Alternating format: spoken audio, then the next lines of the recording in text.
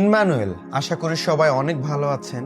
আর আজকে যে বিষয়টা আমার মাথায় ঘুরছে সেটা হচ্ছে মতি তার 5 অধ্যায় 13 পদ, যেখানে এভাবে লেখা আছে, তোমরা পৃথিবীর লবণ, কিন্তু যদি লবণের স্বাদ নষ্ট হয়ে যায় তবে কেমন করে তা আবার নোনতা করা যাবে? সেই লবণ আর কোনো কাজে লাগে না, তা কেবল বাইরে ফেলে দেওয়া ও লোকের পায়ে মারবার উপযুক্ত হয়। যীশুখ্রিস্ট এখানে আমাদেরকে লবণের সাথে তুলনা করেছিলেন। তিনি আমাদেরকে লবণের সাথে তুলনা করেছেন। ভেবে দেখুন, লবণ যদি ঠিক পরিমাণ মতো ব্যবহার করা হয় কোনো তরকারিতে, তাহলে তার স্বাদ অনেক সুন্দর হয়, অনেক ভালো হয়, সুস্বাদু হয়। কিন্তু লবণ যদি তরকারিতে বেশি দেওয়া হয়, তাহলে সেই তরকারি কিন্তু মুখে নেওয়া যায় না। ঠিক এমনভাবে বাইবেলে যেভাবে এখানে বলছে যিশু, যদি লবণের স্বাদ একবার চলে যায়, ওটা কখনোই আর কাজে লাগে না, সেটা ফেলে দিতে হয়।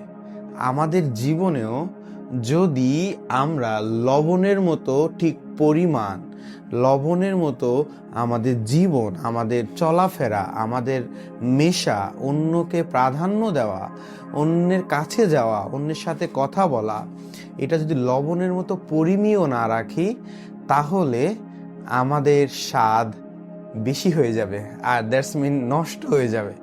আমি যেটা বোঝাতে যাচ্ছি, আমার মনে এভাবে কথা বলছিল, আমরা আমাদের জীবনেও যদি অতিরিক্ত কিছু করে ফেলি, তাহলে সেটা অন্যকে বিভ্রান্তির মুখে নিয়ে আসে।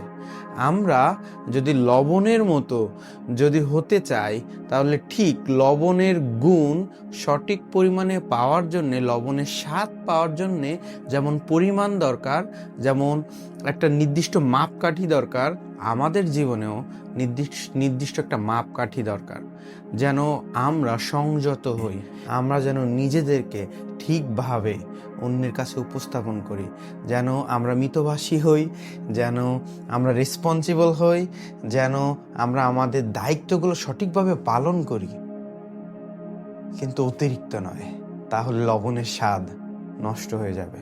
লবণের স্বাদ পেতে গেলে যেমন নির্দিষ্ট পরিমাণ দরকার, আমাদের জীবনেও নির্দিষ্ট পরিমাণ, নির্দিষ্ট মাপকাঠি হিসেবে চলা উচিত। তাহলেই আমরা সঠিকভাবে চলতে পারবো। God bless you.